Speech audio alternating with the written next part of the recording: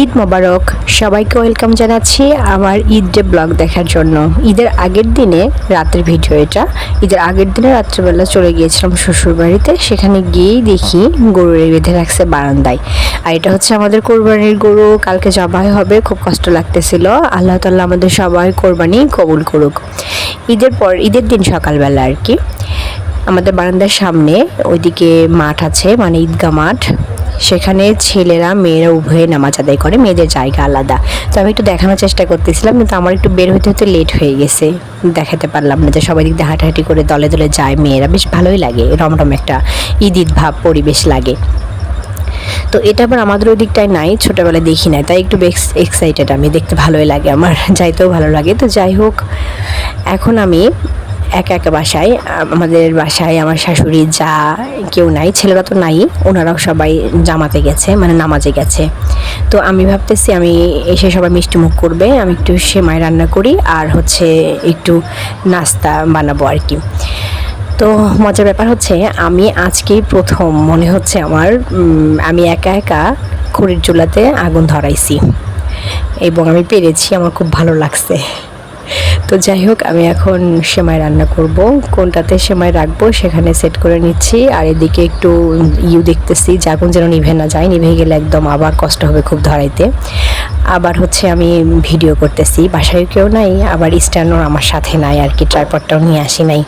সব কিছু মিলায়া বেশ কষ্ট হচ্ছিল ভিডিও করতে, যার কারণে তেমন ভিডিও করব না, শুধু সেমাইটুকু ভিডিও করতেছে, অনেক কষ্ট একটা জায়গায় রাখছি। তো যাই হোক, এই যে আমার সেমাইটা রান্না শেষ, তার সাথে সাথে আমি কি রান্না করলাম, নুডলস রান্না করলাম, একটু জিরা ভেজে নিলাম, তারপর হচ্ছে পেঁয়াজও কেটে নেব, তাই ভাবলাম পেঁয়াজ ছেলে কেটে ধুয়ে রাখতেছি, যে করতে হবে, আর সবাই চলে আসবে, তারপরে আবার কোরবানি হবে, তারপরে তো অনেক ঝামেলা হবে। তারপরে আমি এখন আমার বাসার সামনে একটু হেঁটে যাচ্ছি। আসলে গ্রামটা কিন্তু খুব সুন্দর, দেখেন এই যে কচুরি পানা এগুলো আর কি, খুবই ভালো লাগতেছে, পুকুরে কচুরি দিয়ে ভরে গেছে। আর এই যে এই দিকটায় হচ্ছে কোরবানি হচ্ছে, এটা দেখাতে চাচ্ছিলাম আর কি, যে চুম করে একটু নিলাম। তারপরে ধীরে ধীরে আমাদের গরু কোরবানি হয়ে গেল, নিয়ে আসতেছে গরু, এটা সেটা গরুর কিছু কিছু অংশ একটু নিয়ে আসলে, তো আমরা কিছু মাংস কেটে ধুয়ে নিয়ে বসাই দিলাম, কারণ খেতে তো হবে, সব কাজ করতে তো অনেক সময় লাগবে, তাই একটু বসাই দিলাম। আর হচ্ছে আমরা এখানে সবাই একসাথে খাওয়া দাওয়া হবে, আমার শাশুড়ি, যা, শ্বশুর, জায়ের ছেলে মেয়েরা সবাই মিলে বেশ ভালো একটা মেম্বার্স আমরা।